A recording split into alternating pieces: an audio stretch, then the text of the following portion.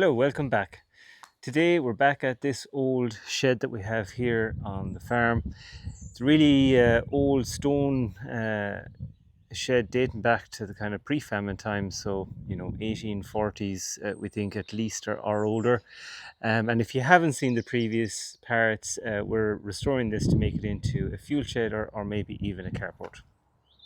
So over the winter, we haven't done a whole lot with it because the lime mortar that you use is not really usable in the colder conditions. But the weather is absolutely fantastic now, so we're back at it at the moment. Let me show you what's been going on. So Katja has done a lot of the line pointing on the newly built sections here. So originally this gable end was quite unstable. We had to take it down and we've rebuilt up part pillars each side, left and right, and eventually the roof will come over. But if this adjusts here, a lot of the pointing is now being done on this, on each side. So it's looking pretty nice. So with these old buildings, a lot of them back in the 60s, 70s, 80s were rendered with cement. What we call modern plaster. It turns out over time, people have discovered this isn't really good for the integrity of the walls. It holds a lot of moisture in. It doesn't allow them to breathe, and it actually causes more damage than good. So when restoring old properties like this, the best thing to do is to try and remove the cement and bring it back to lime mortar, which is what we've got in between the joints here. So the reason why lime mortar is much more appropriate for walls like these is that it allows them to breathe. It doesn't hold moisture the same way cement does. It allows moisture to penetrate and come out of the wall much easier, which is much better for the integrity of the wall. So the best thing to do in these situations is to remove the cement from the wall and backfill with the correct lime mortar. So that said, it's not quite that straightforward, as most things never are, because in some cases over time the cement plaster by itself starts to get loose and comes off quite easily, but in some cases it can be stuck quite hard to the face of the rocks that are in the wall. The other thing then when taking out the cement is it's that delicate balance I mentioned between trying to make progress, take the cement off, but stabilize the wall. This section here was quite unstable, so Catch has actually lime pointed this before we took the rest of the cement off just to secure that area. And sometimes you have to do that. You have to just assess it. If there's a lot of instability, stop, point that wall, leave it for a week and move on to the next. So it's slow going and you have to just be sensitive to the material you're working with. So with all that said, on this building, this wall here, we're able to take most of it off. There's a corner here I think we're going to leave because that seems to be adhered very well. Inside we've taken all the cement off and we hope to be able to point that fully. Around the side we've pointed, and this wall here has been plastered very well and is not coming off too easily, so we're going to leave that for now. So that's what you got to do with some of these old buildings. I think when it's pointed nicely and put a bit of paint on each side, it should look quite rustic, but more importantly, it's the best way to try and preserve the walls. So in the meantime, I'm going to swap inside. So Catch has a lot of this wall pointed and it's gone off really nice and hard, so it actually looks really nice. So that's all secured, but up here, this top end of the gable, all has to be done. You might see there's some old lime in the joints, that's all gone to dust, and we have a lot going on here with this beam above the door. These rocks are tending to fall out, and the beams themselves, especially the ones up on top here, they're pretty badly rotten. This one is actually quite good, that'll stay where it is, but the ones up here need to be replaced. And we also need to remove this one because this beam is very weak, and we need to put a new door in here as well. So I'm going to focus on this corner now and start working on that. I think my best course of action here is to try and start to stabilize this area here because it'll solidify that wall. And also if I start taking the header beam off here, I could start weakening this even further. So let's start with this. Probably will also need to do a certain amount above the lintels to secure them in place. then remove the lintels, and then fill the space. I think that's probably the best way to go. So we'll start that now. First things first, I gotta put up some kind of a scaffolding here to get up there. Okay, so up above this lintel here, taking a bit of a closer look. So you can see some of the rocks are actually quite unstable, but I also have all this flake and lime in between. You have to remove that first and blow out all the joints, or the new lime won't stick. So how do you do that without destructing the wall? And you can go at it a couple of different ways. So one of the ways some people go at it is they'll go very gently with a little chisel by hand and chisel this out and brush it out, and that's a good way. It can be quite slow. The way that I find the most efficient is with an air chisel on a low pressure, 20-25 psi. It vibrates around in between the rocks and breaks up the lime, doesn't damage the face of the rocks, doesn't loosen the rocks too much, and get you through much quicker than the hand method. I find that good. I'll show you here.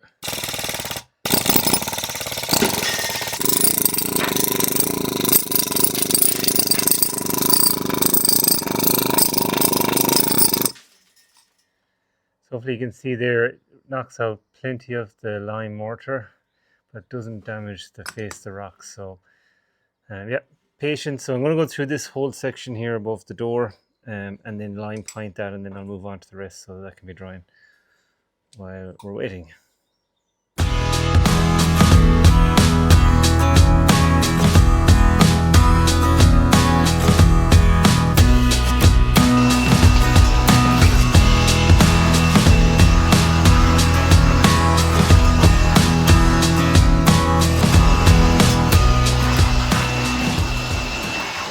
There's lots of tutorials online for lime mortar mixing and pointing, and some people do it different ways.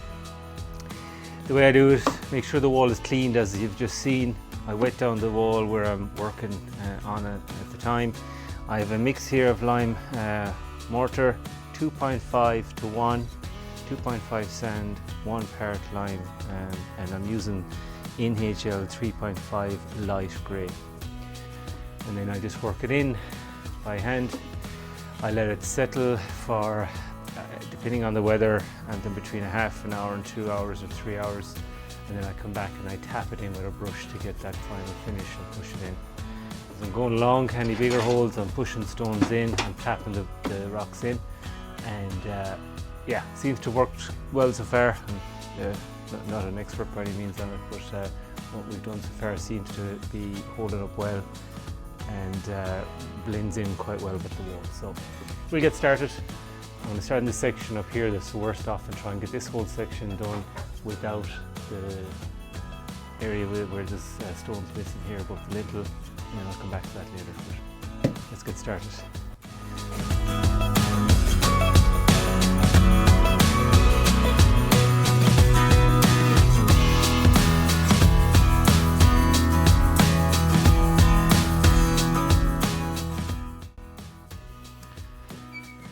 Okay, so I brought all the pointing across there.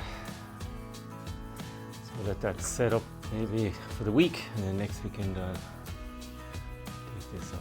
So just keep it wet for the first few days in particular, especially in dry weather, so I'll spray it down a couple of times a day with water. That should do it.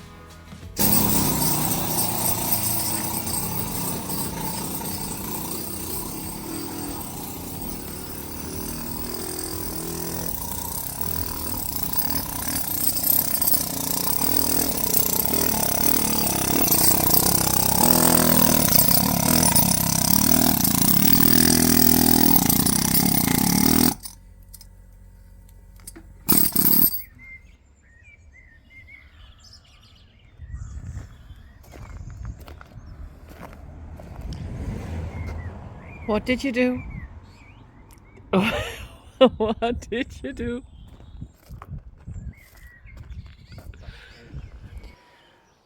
So the plan at the moment is to do the groundwork. We're going to take away all the rubble here, take away the bit of grass. I'm going to infill and get ready for a cement floor here and a nice chipped area out the front. While I'm at it, there was a couple of cables here, electric cable that ran into these sheds that was above ground outside. You can just see it going up there. I'm going to bury that and bring it around inside so it's not as visible, and I have an extra spare conduit that goes over to the other shed, so if I ever need to pull any cables between the two, I have a conduit there. Again, that was on the outside here. I'm just going to tuck it around the inside. So get working on that. Have to shorten the electric cable a little bit, backfill, and then I'll start working on it. Then I'll start working on getting everything else sorted. And I'll tidy up this load of extra rocks which I need for the other cottage. So a lot of work to do with the digger today. It's a little bit rainy, which isn't ideal, but we'll work away. The ground is good, so I shouldn't have any issues. And yeah, we'll crack on. So yesterday, scraped off the top, got the cables all buried. I'm going to work away today on the stones over in the back there. I need to do some sorting out and then put the chippings all over. Electrical's coming up here. It's coming from the house, goes out into my other shed, but we'll also tee off that for this. And I got a spare duct here that goes all the way over to the other shed if I need anything else to go between the two. So I tidied up the rocks here, cleared off that side of the building, scraped this all off. There's a bit of rubble there. I've moved it into the inside because it's a bit of a low spot in that corner. So what I'll do next, I'll get my laser level and check out where everything is. I think it's not too far off, and then we'll come in and put chippings over the whole lot.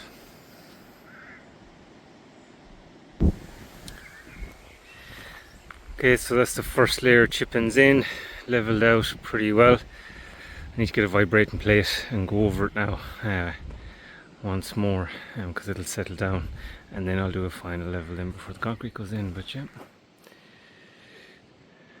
come up quite a bit here, which is good.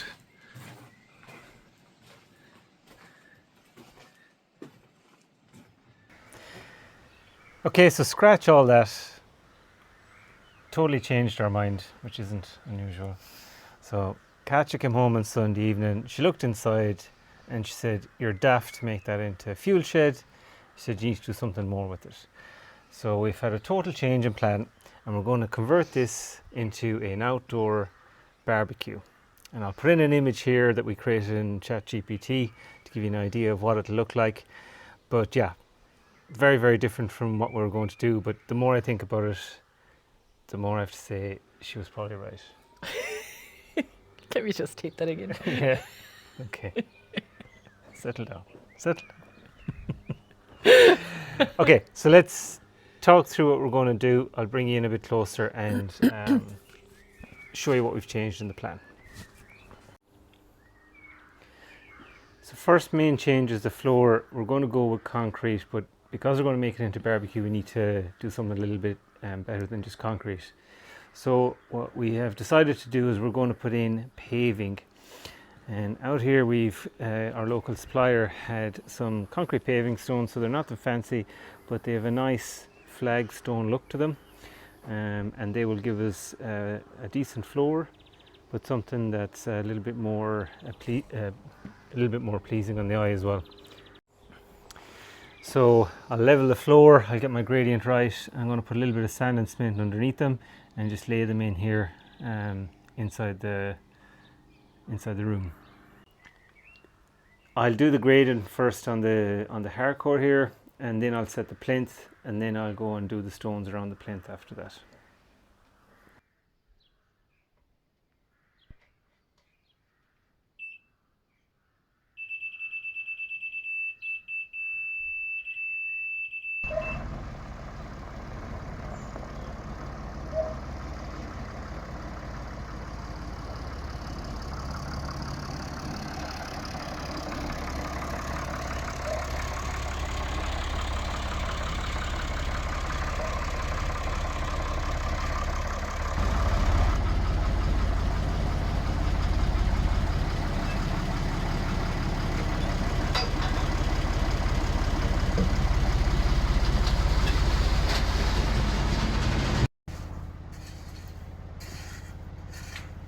I'm just going to get a... I'm just making sure you're doing this right, like. Thanks. Best supervisor ever. So I'm going to get the centre line right, and then on left and right will be level from there. So I'll back to it a couple of times to check it again, but hopefully that does the job.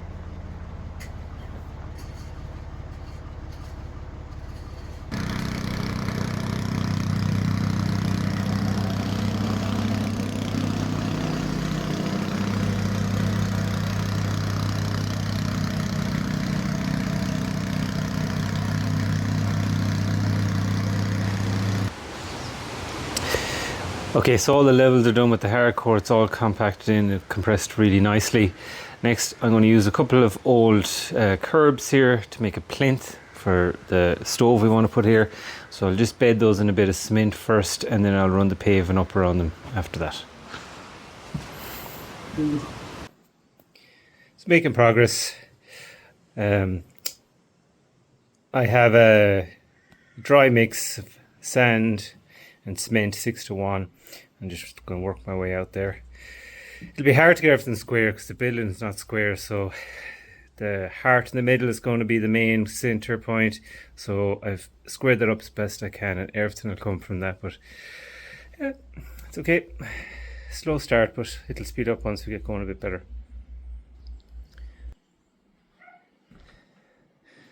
Making steady progress, probably about just over halfway through. It's slow going, but yeah, it's coming out well. Just taking my time, getting the levels right.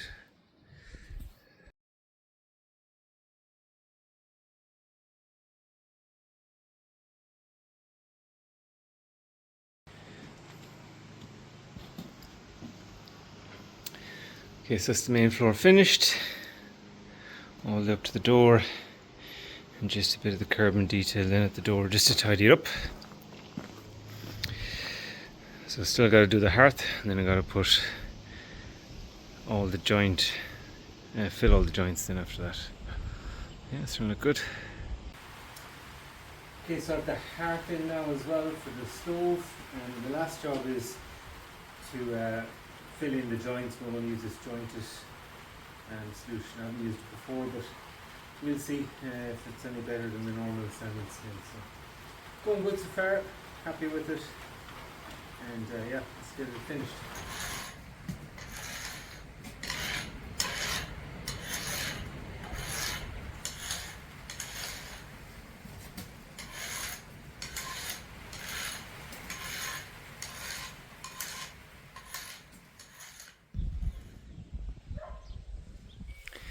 So for anyone that's been following along and seen this big old sycamore tree here that fell over in the storm Eowyn, it's alive. So we're really not sure about this one, but you can see here we've got some lovely leaves coming out through, so I think it's going to survive. Tipped over like this, which we're perfectly fine with. It's fascinating to see how thick the bark was on these old trees, but yet it still pushes through. So yeah, we've multiple branches now with leaves, so that gives us some confidence that it's on the way back. Brilliant. Hopefully it'll live for many more years.